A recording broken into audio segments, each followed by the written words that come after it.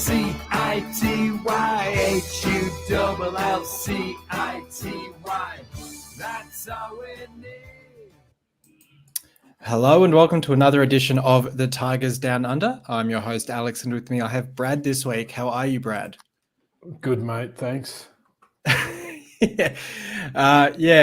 Look, off the pitch we may be good, but on the pitch, probably not in the best of moods with City at the moment, especially after this morning's result, which we'll get to in due course. But we'll start with slightly happier topics of conversation with the QPR game that we had over the weekend, a 1-1 draw.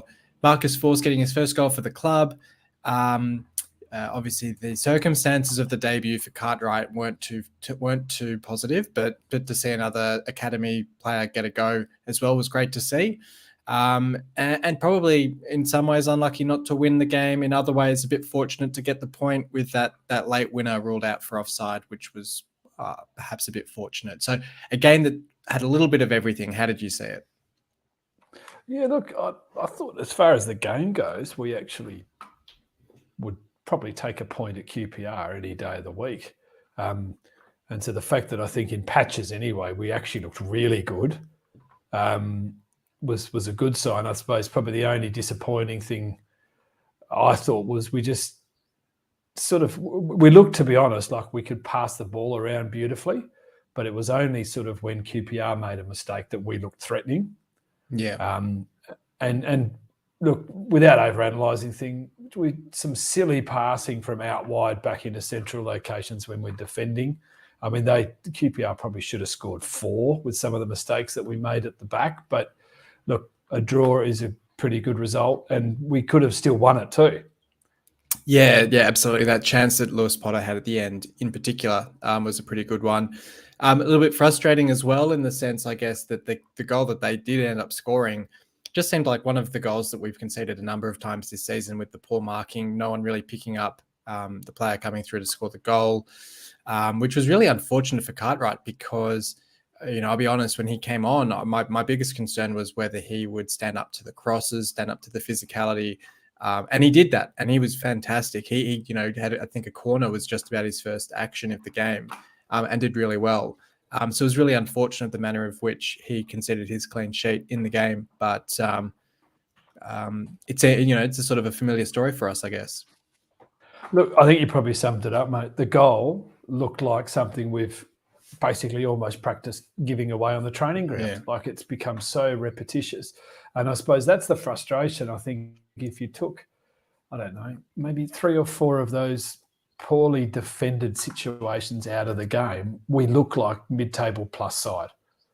But that concern is still there. And even I can't remember who gave it up, but we gave the ball away late in the first half at right back. Terrible pass. They should have scored, but didn't. It was basically more along the lines of we were trying to give it away at times, where we just had to hold a nerve and be sensible and not try and be too flash. Yeah, and we'll sort of talk in a second about the Barnsley game, but I just can't put my finger on what it is about this side that, you look at the performances we've had recently against Fulham, Sheffield United, and now QPR, and then you look at the performances against Derby and Barnsley as well, which we'll talk about soon. But it's a really strange situation where the players seem to be able to focus when they've got one task. It's just defend, stay resolute, stay compact, keep your shape. They seem to do a job really well. Maybe it's a case of rising to the occasion when we're playing bigger teams, and maybe there's a bit of complacency when we're playing teams around us, or it's nerves, or I don't know what it is, but it's a really sort of Jekyll and Hyde City at the moment. Look, it is, mate. And I mean, I know we talked about this a while ago about rising or maybe putting more emphasis in who we're playing against. But yeah, it just smacks somewhat of maybe there's, I don't know if you call it arrogance because we're not world beaters. Yeah. Something in the preparation, maybe even where we feel like, okay, against the strong teams, we've got to come up with a battle plan that's more defensive first, whereas against the teams around us, we seem to think we can just play some sort of natural style. But I mean, without going into the Barnsley game, what a way to really deflate the situation, considering you take a point at QPR, impressed with Fulham, Sheffield United, like impressive games to really say, okay, mid-table, here we come. And then now you're like, well, we're back in a position where if it wasn't for points docking, we'd be realistically right down there. Yeah, well, I'll pull up the table. When we talk about the Barnsley game, I'll pull up the table so we can refer to that whilst we talk. But before we do move on to that game, I'll grab your MVP vote. So I'll give mine first, and then I'll grab your ones for this game, and then we'll move on to Barnsley. But I thought Jones getting a start in this game was fantastic. I think it was his first start since his injury back in October or whenever it was, and looked really assured in that midfield role. I think I was saying to Logan, or it might have been Mike the other week, that I think him in that midfield role is actually a really good position for him, because it means that we've got that flexibility where on the when we're defending an attack, he can drop back into that defense and make it a back five. But then when we're attacking, he's very naturally able to push up and join that midfield. So got the 3 points from me for a terrific game. Greaves probably got the 2 votes to me as well. I think another really assured game. He's kind of hit a really rich vein of form the last couple of weeks as well, and has looked really good for City in that position. And Smallwood, I think the game against Derby sort of highlighted what we miss when Smallwood's not in the side, and I think he was terrific again for against QPR. I would probably agree with nearly everything you said there, mate. I thought about whether I would actually give Smallwood a bit more credit. I actually think that I haven't been critical of him at all, but I just felt like at times you feel like Honeyman's doing a little bit more of the attacking role and Smallwood sitting back. But then again, we're watching Honeyman get right back into the back four at times. And I think I've been giving Honeyman a lot of credit for that, being a real hustler. But Smallwood seemed to me anyway to really command that spot. So I'm happy to give him the 3. It's maybe because I've been harsh on him before, but I think Jones looked a lot better because Smallwood was next to him as well. And I think he really worked well. They worked well together. And probably it coincides. I'd agree with you on Greaves, but I think Greaves also had a pretty good game because he had time on the ball because of what Smallwood and Jones were doing in front of him. So 3 Smallwood, 2 Jones, 1 Greaves. Yeah, I think so. So I'd be the same 3, definitely. I think KLP had a good game, but I think if he scores, probably the one chance that he really fluffed in the second half, if he scores that, he's a match winner. But yeah, by his own lofty standards, mate, he wasn't quite there. No, certainly. Well, we'll talk about the Barnsley game. Harsh, but yeah. Sorry. Yeah. No, certainly. But look, we'll talk about that Barnsley game now, which was certainly a much worse performance than that QPR game. Cartwright starting in goal, obviously with that injury for Ingram. I was a little bit surprised that we didn't dip into the emergency market. I think we were looking at a free signing or a loan, but didn't end up doing that. We had Fleming come back in for Elder at left back, and Slater started in place of Jones. I don't really know where to start with this game. It's probably one of the worst displays that I've seen at the MKM. I'll probably put aside the Wigan game a couple of seasons back, as that was an away game. It was just, the £2 game. We had our highest attendance since the Spurs game in the Premier League in terms of league fixtures. And we just didn't turn up. I don't know if it's the players were just sensing the occasion and kind of went into their shells. I don't know if it was the fact that we sort of talked about, whether it's the fact that we're playing a bottom side and we just didn't really know how to deal with them. I just don't know what it was. Can you put your finger on what really went wrong this morning? Look, the only thing I can think of, mate, as far as being totally frustrated and annoyed, is that we just didn't come to play from the start. Yeah. They came out like they were top 4 side. And clearly they're not, and clearly their form guide's terrible. And it was like 2 teams rocked up, but one came to play, and one thought, "Oh, we'll watch the first 20 minutes." Yeah. And I think even statistically, and I only saw the after the game stats, but statistically, other than possession, which is 2/3 of not much. They really came to play, and I think it was mentioned when we beat there was a game early in the season that we beat someone on the bounce, and it was more the fact that our tackle count was massive. And I felt like the game that Barnsley played was very combative, and from the off, they were just having a real red-hot dip. Which was surprising. That they're the only side in the Football League, I think, who hadn't won an away game this season. So, of course, we had Peterborough earlier in the season win their first away game against us, and Barnsley get theirs against us as well. So, it was a very out-of-character performance in that sense, but I guess maybe it was one that was overdue for them.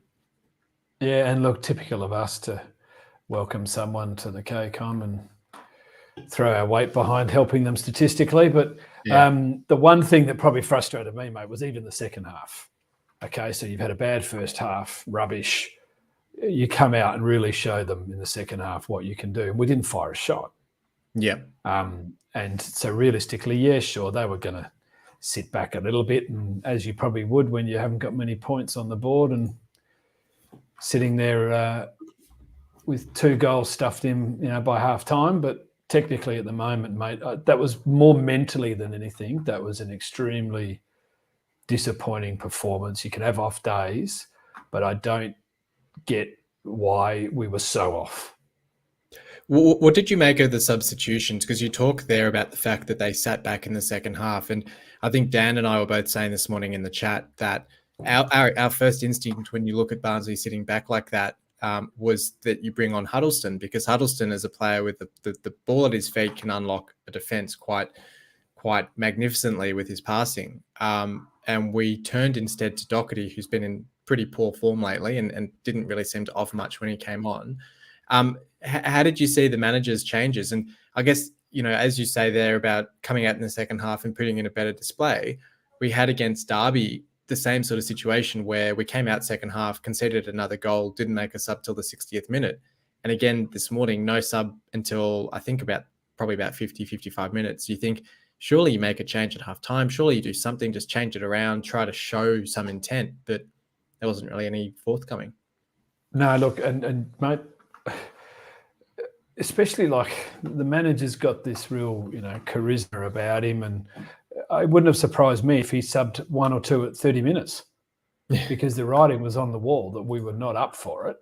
And he could have sent a real message to the playing squad, at least subbing one of them well before halftime. Now, I'm not getting into that debate because I think he could have probably subbed 5 or 6 of them by that stage. But the fact that he didn't make the change by halftime is a really bad move, because what he should have done is said, I'm coming out in the second half and I'm just going to absolutely have a go at him.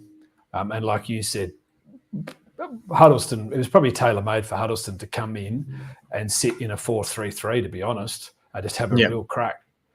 They were clearly going to sit back, and the way they even lined up effectively was just matching us positionally on the park since the start of the game, with those sort of 2 holding midfielders.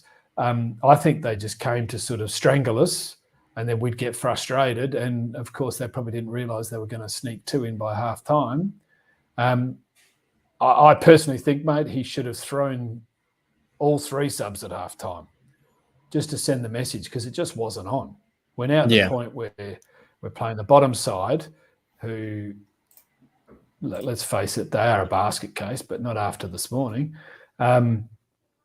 This is where you actually get the real 15th men on our squad to show that they can take advantage of a poor day out. And there was just nothing there. I mean, the first substitution wasn't till, over the hour mark. Yeah, that's right. That's right. And I've just thrown up on the screen now as well the table as it stands, and we sort of talk about the fact that, as you say, Barnsley is a basket case in 24th, and if you think, if not for the points deductions of Reading and Derby, we'd be sitting there in 22nd at the moment. I guess the question, we'll talk more about the game as well, but I thought, the question is now, do you think, I guess we were already in a relegation battle, but how seriously do you think we're in danger of going back down? Oh, look, after the performance we saw, mate, you'd say, wow, you're in trouble. We were terrible. We weren't just bad, but we were terrible. We never looked like we were going to get back into it. We never looked like we could pinch a draw back. Whereas I hate to say it, but even up until the last few games McCann was in charge, we had a couple of off days, but we weren't bad. Yeah. You know, we had teams that really outplayed us and made us look average, but we were never terrible. But we were absolutely terrible. And that's more of a worry that, okay, you can say it's a bad night and you're playing against a decent side, but let's face it, they weren't a decent side. They were just up for it. Yeah. No wins in 5 now. What's that? 13 points ahead of Derby, but they do have the 2 games in hand. Reading with the win this morning as well, back-to-back wins for them now, so they're getting closer to us as well. I'd always thought, I guess, that Reading were probably the side to drop into that bottom 3, but the worry now is they've changed manager. If they start to put wins together and get past us, then that's a big concern as well. We've got Peterborough this weekend, which we'll talk about in a little bit. But yeah, table starting to make for worrying reading. I did also want to touch one more player I wanted to touch on before we give the MVPs and move on. Marcus Force, who was quite noticeably absent from both of our MVP votes in the QPR game despite scoring. You know, I don't know if you've seen the stat about Romelu Lukaku on the weekend for Chelsea having 7 touches for the match as the lowest amount of touches, I think, since they've taken the records for a player playing 90 minutes. And I reckon if Marcus Force had played the 90 minutes, he would have been, I reckon, less than 7 touches, because I don't think he touched it in the first half, and then might have had 1 or 2 touches in the second half, and then came off kind of clutching at his hamstring or his calf or something. It's a hard one, I guess, and that's why I want to get your opinion on Force, because it feels like we're not really playing to his strengths, but then at the same time, he's not helping himself out much either. Look, he's not, and I suppose the thing, I mean, he is reasonably young, so we give him that. But the thing that probably interests me the most is I don't know whether he's actually the ideal man to lead that line. He's obviously a good player. We're not saying he shouldn't be in the side or anything like that. But when you play like, well, forget the way we played this morning. Look at the QPR game, for example. Yep, scores great. That's all good. But as far as lineups go, he doesn't seem to be the man, I think, that can lead a line on his own. Yeah. And especially against QPR, the one thing that I felt that was probably helping us a little bit was, obviously it's the devil you know sometimes, but with QPR, it felt a bit like our forward pressure was giving their defence a little bit of trouble. And not necessarily in the box, but just the way they played that back 3. I felt like with KLP and Longman that we moved wide really well. So we stretched that back 3 and got in behind the fullbacks or their wing backs. But when you look at it, that in that game anyway, I just felt like maybe Force looked better because Longman and Lewis Potter seemed to get to very advanced positions. Whereas when you look at the game last night, I mean, he seems very isolated at all. But So and that's what I think. I'm waffling, but that's basically what I think. Longman and Lewis Potter, same lineup effectively in that front 3 or 4 that you want to look at, but they just didn't seem to get in behind. Force is then sort of having to contain and wrestle with a back 4 rather than a back 3. So straight away he's got effectively 2 central defenders covering him, and he just didn't look like he was up for it. And to be honest, he sums up, I think, the way we started the game. Their back 4, I think, thought we're going through this bloke early and we're going to make it a hard day for him. Whereas the QPR game, I think they're more worried about KLP and the wider players than that back 3. Yeah, and I look at the fact that when Smith came on for him, Smith almost had a touch within seconds of coming on, won a free kick. And that's not necessarily to criticise Force, but I do wonder if that says to me we do need to switch back to that sort of 3-5-2 formation and have a partner up there for Force if he's fit and if he can back up either this weekend or next week. Because that's the other worry as well, is we're just getting so many injuries in our forwards with Eves out, Elia out, and now Force potentially out as well. So it could well be that Smith leads the line against Peterborough. But I think the last 2 displays have certainly shown that I think going back to a back 3, especially with Coyle out injured, seems to make the most sense to me. Yeah, look, I'd agree. And the one thing, mate, as well, we know, like with Doherty, he can get forward, he can advance well. And I think as well that whilst, again, we still didn't play that well and nothing changed, but when Doherty came on, I think probably Smith would have felt less isolated as well. Their back four was very flat in that last 25, 30 minutes, but it was almost like Doherty pushing up the pitch a bit and Smith pushing as well. They were prepared to have a crack, although they didn't fire a shot. They still pushed that line. Whereas, well, there was that chance that Smith had off a really brilliant Slater through ball, where Smith probably should have scored from it, but that was probably the best chance that we had. But you know, we're talking about a minimal change, but I did notice, like we can say that the second half wasn't fantastic. There was definitely a change when the substitutions were made. And again, result was still the same, but at least we tried something. The key, like you said originally, mate, was it should have been done earlier. Yeah, no, that's right. All right. How about if you want to fire off your MVP votes first, and then I'll follow suit. If you can find three. I gave a few sympathy votes, so maybe you can probably. Did you? Well, would you look? At this point, I would probably say, look, I really Smith, and that was only mainly because I think we might have looked better when he came on marginally. I think Slater had a good game. As far as you know, we look, I'm grabbing at straws. I think Slater probably. Smith and Slater get a vote each, mate. That's probably it from me. Fair enough.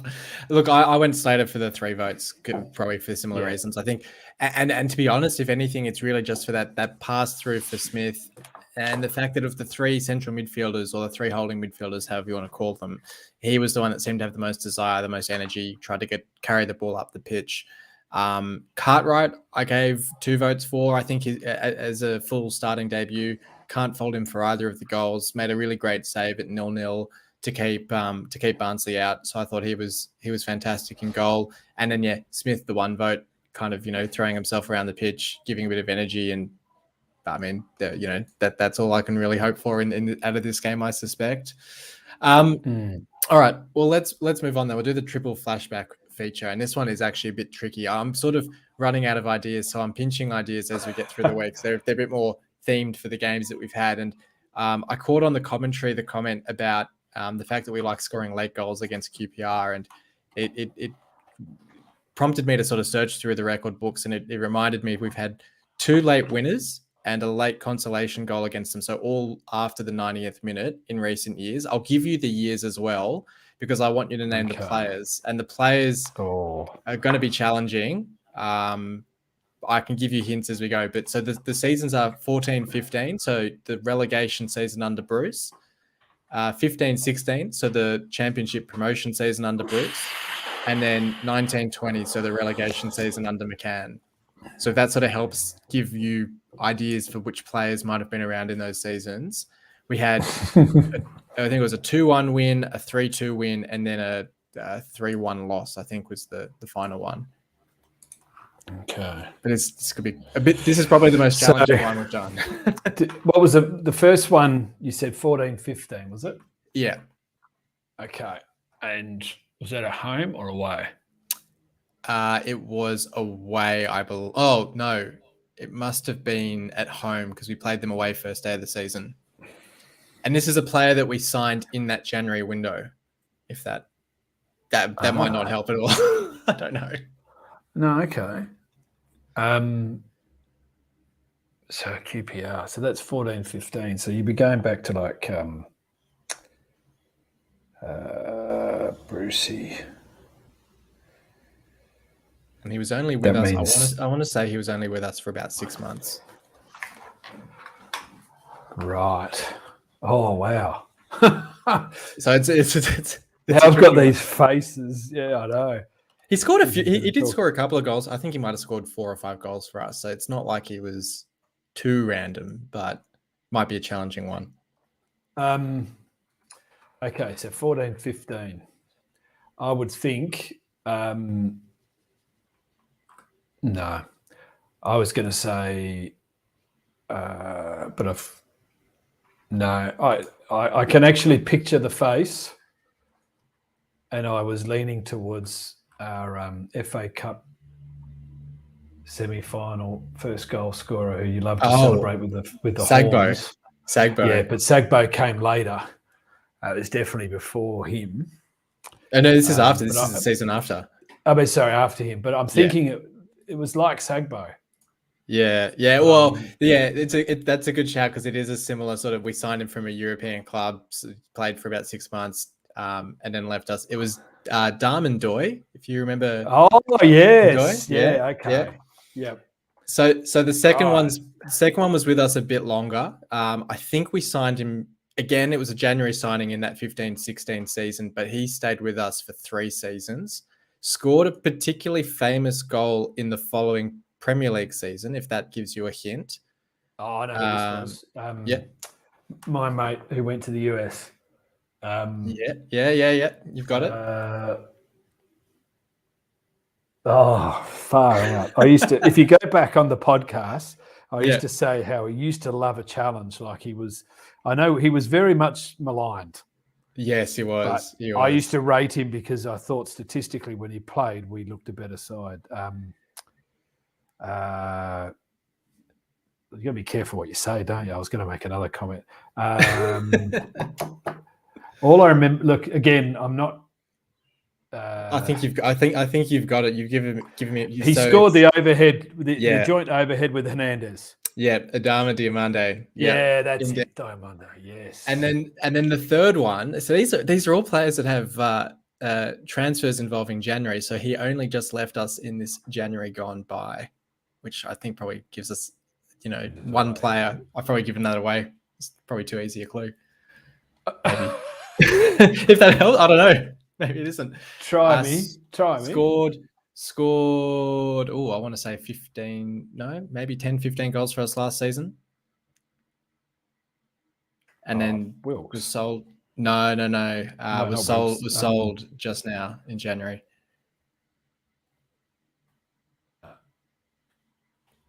Got me, mate. Josh Magennis.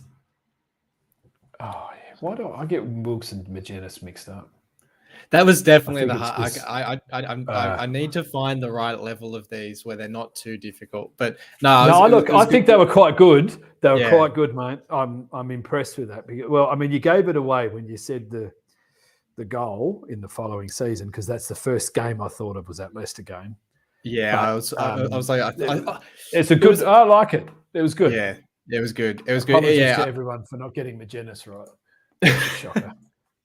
No, I'll be interested to see if people can get those, because I do have memories of Ndoye, because like he scored the goal against Villa. He scored a winner against Palace, I think. He scored 3 or 4 goals that season, and that was that period where it was like, oh, we've signed him, he's doing well, we're going to stay up, and then it all went to pot. But anyway, hopefully. Just on that, has Magennis scored yet? I don't think he has. I've seen 3 or 4 Wigan tweets of the ball's in the back of the net, but Josh Magennis is flagged for offside. So I think he's taken his offside habits with him to Wigan. Oh, well, I don't feel forgetting him. Yeah. Well, hopefully a few better fortunes for us over these coming next 2 games. It's be a pretty interesting couple of games, because we start off with Peterborough this weekend, who've just sacked Ferguson's actually just resigned at Peterborough, and I think from all money, it's probably going to be Grant McCann who walks into that job. So, considering we have potentially Grant McCann's Peterborough and then Steve Bruce's West Brom as our next 2, it's going to be a pretty interesting 7 days. But look, things can't get much worse than the Barnsley game, I guess. I hope. I say with some trepidation, but I guess question has to be where to from here. What changes for the Peterborough game? And how do you see that one panning out? Well, I think the one thing that you don't want to have to do in these situations is just totally overreact. The problem wasn't the players, because the players have done the job at different times. It was something was off. So you've either got to say, well, the preparation or the turnaround time from previous game, or even what happened at training during the week, like whatever it was, has just got to be totally reviewed and turned over. And probably what I would say is got to go back to probably the Fulham game, just to see how prepared we were, because that last night was literally like a joke of a performance. And again, I don't think it matters whether Grant McCann's there or not, other than he would have made changes. There was something wrong. Yeah. And I think at the moment, it may actually be as well that Barnsley seem to have come out with this little bit of, I don't know, I haven't watched their game, so I don't know, but they seem to come out with, we're going to defend pretty deep, but we're going to try and get in behind them at the other end and almost play that stretched out game, which I would have thought really suited us, because we're great compact passing. We're really, we can stretch teams everywhere with our passing. I think on our day, we can pass as good as anyone in the league. But how can you not, against the bottom side, be able to stretch them out? So I think he's just got to basically say, look, I'm not going to tinker too much with it, other than this is how we prepare for the game and this is how we start. Yeah. It'd be a good test for the manager, because really, we know these players can do it. We know they can. Sure, a couple of injuries in the front third, we know that, and that's always a bloody problem. But, our defenders and midfielders, they're all quality players. They're not bottom of the table players. So it's up to the manager to find out a way to get the unit back in check. Yeah, that's it. I guess the main concern is if Force is out injured, if how we line up. If Baxter and Ingram aren't fit for the game, if we play Cartwright in goal again, who looks fine. But my concern is also just there's not a whole lot behind Cartwright now. So all of a sudden, if we get a red card or an injury to Cartwright, it leaves us incredibly exposed. So it sounds as if we're not going to get any injured players back for the weekend, which is a bit of a problem. Probably means Smith up top to start with. We've sort of already talked about in talking about the Barnsley game, whether we switch back to a 3-5-2, which I guess in my mind means you'd have, Bernard drop back into that into that defensive three, probably slot Longman in at right wing back. I'd say probably Fleming at left wing back, which then frees up Lewis Potter to play up top with Smith, is probably how I would do it. Well, I mean, look, the one thing, like you said there, the fact that Smith came on and, well, he performed, to me means he's got to start. And this is probably the challenge, mate. When you know who you've really got in your sights as our best possible players, forget the formation, pick who you think is really up there for this game this week and change the formation according to that. Okay, the formation that we've been playing, we know works. But I say that after last night, it's a bit of a joke. But we know that playing at times more with, I think, a back three could be the way we have to actually counterweight the fact that, Peterborough aren't a great side. And this is the problem. It's all the same as Barnsley all over it again. So don't come out with a back four or even try and, play that 4-2-3 type system. Just come out with something that's reasonably attacking, so you're not worrying about having a striker isolated. Honeyman, we know, loves running into that attacking box and creating mischief. Same with KLP. So let's just do it. Use it. Put the formation together that does that. Yeah, that's right. No wins in their last 5. They've got Fulham tomorrow morning as well. So hopefully that's no wins in 6 to give us a good platform. So has McCann been appointed yet? No, but no. It seems pretty likely. I'd be very surprised if it's not. I think Darragh McAntony, the Peterborough chairman, has been pretty positive about McCann after we sacked him. So I think it'd be pretty interesting if he wasn't to. And of course, McCann was manager there before he was at Doncaster. So it seems like Peterborough recycling a couple of managers now. But I think they've said that they're not going to have a new manager in charge for the Fulham game. But I guess you'd expect it before the weekend. I sort of said before this sort of stretch of Derby, Barnsley and Peterborough that if we won all 3 of those games, we'd be essentially safe. And unfortunately, it's now looking like if we can get one win out of the 3, that'd be pretty nice. Do you see a win coming in this game? Or, do you think we can turn the performance around that sharply, or just it's going to be kind of a scrappy draw or something like that? Look, I actually think we'll win. And that's because I think you probably summed it up, mate. The fact that there's going to have to be a lot of adjustment, not just because we were poor, but you've now got some blokes playing 3 games on the trot. I was probably surprised a little bit whilst we changed the formation a little bit. The lineup a little bit against Barnsley. I actually expected us to change it a little bit more. I'm not saying anyone's pushing anyone out of a spot, but man management's the key in this, especially in this league. And I sort of felt like, Huddleston not getting a run. Again, we know he's not right on the pace, but he was worth a crack. I just think he's got to basically say, look, who is the fittest and best team mentally to put on the park this week? And then I'll build a formation to do it. So I think we will do it. I think Peterborough are probably realistically going to be underprepared. And I would hope for once that we would definitely be over-prepared after that performance. So I think we will beat them, but I can't see it be any more than a 1-0. Fair enough. Well, speaking of 1-0s, it's a West Brom side after that who have been struggling to find the back of the net themselves, so it could be another low-scoring game in that one. Bruce was appointed there start of February, and I think that they've lost they're winless in their last 5 games. They hadn't scored in 4 of those, and they finally got a goal this morning against Sheffield United to break that. But really, really bad run of form for a side that was sort of challenging for the top 2. I think they're sitting in 9th now.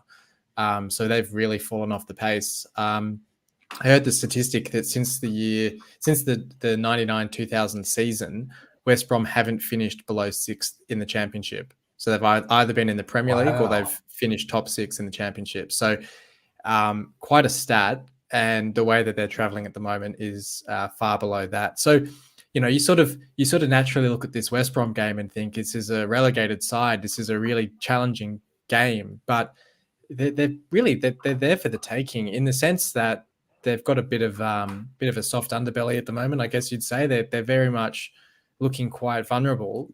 And hopefully Steve Bruce doesn't turn us over for his first win as West Brom boss. Well, we're good at helping teams out with form, so that's probably that's one the worry. thing. Are we at home or is that away? I believe it's away. I'll just double check that. Because the only thing I thought of, like if it is away, I'd back it. It's at home. No it's at home actually. So the posh game's away, but the West Brom game's at home. Because you can imagine, the West Brom away.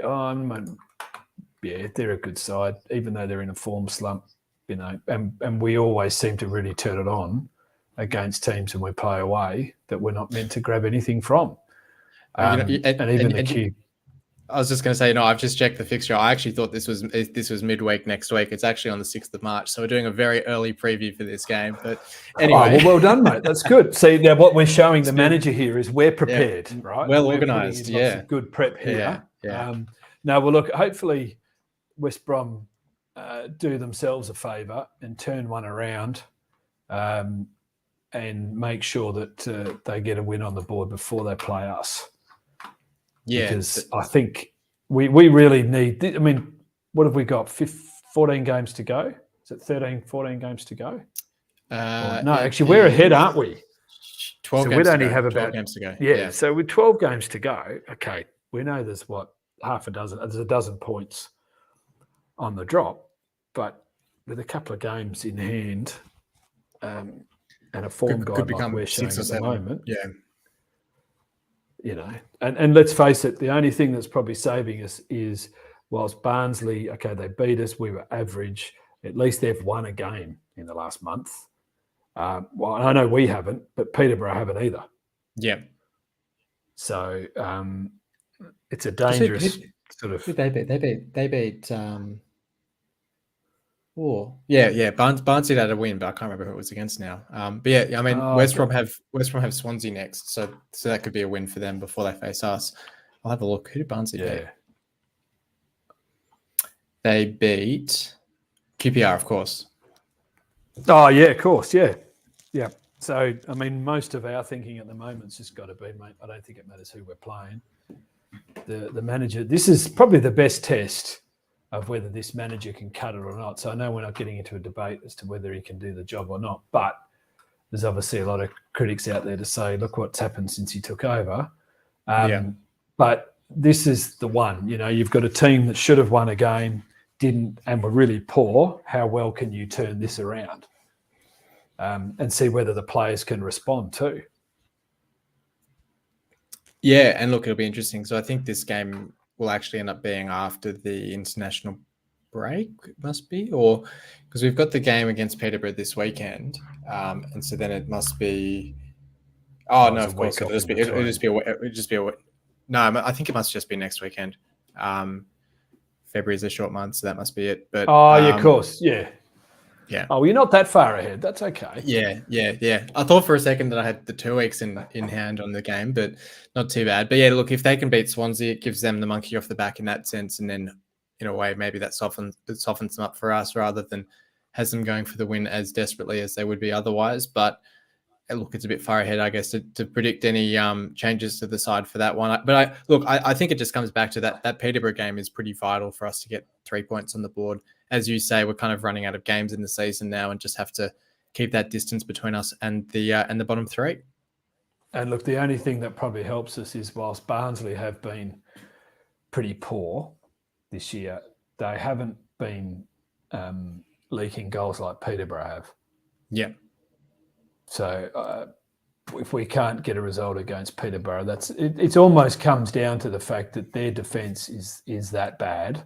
Yeah. That we have to be able to do the job. And that's it for me. I mean, this morning, the loss to Barnsley, I wasn't sitting there saying we're relegated or we're in. Yeah. I mean, I was concerned about the performance, obviously, but I think that Peterborough game, for me, back-to-back poor performances would be a massive red flag. So we need a result against Peterborough, need to bounce back, and hopefully we will. I mean, how bad do you think they were? Yeah. I mean, in your opinion, how bad do you think we were this morning? Look, it's certainly the worst performance of the season.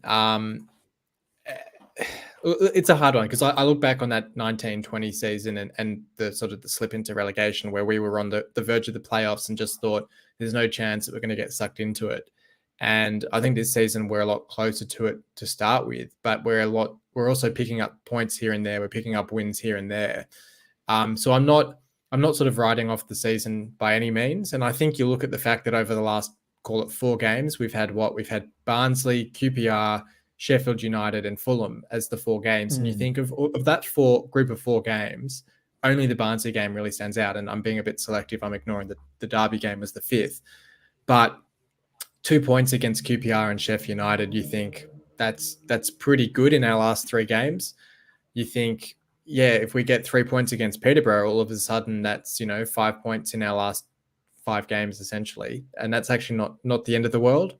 But we've got to bounce back. If we lose to Peterborough, then it is panic stations in that sense, because you're giving a lot of points to the sides below you and you're running out of games that are so-called easy games to win. Maybe it means going into the end of the season when we've got games against, the Millwalls and the Lutons and the so on who have nothing to play for. Maybe that's actually a good thing, but you start kind of clutching at straws when you're trying to spin, whatever fixture you might have as the best fixture to have. So yeah. I guess I think you're right, mate. You're happy to say it's a blip. Yeah. It's, to me, mate, you hate to say it because you want to win. But even if we see some sort of absolute turnaround in fight, would show that we're up for it. And I still wouldn't be even concerned if we did lose to Peterborough, but turned in a real gritty effort. I would be concerned, but I wouldn't be still thinking it's all over. Yeah, that's right. If it's a 3-0 or something, that's a very different picture. That's, mate, you've got to turn up. Yeah. No, that's right. Well, thank you for turning up for tonight. Thank you for joining me. Yes, this week. Thanks, mate. Cheers.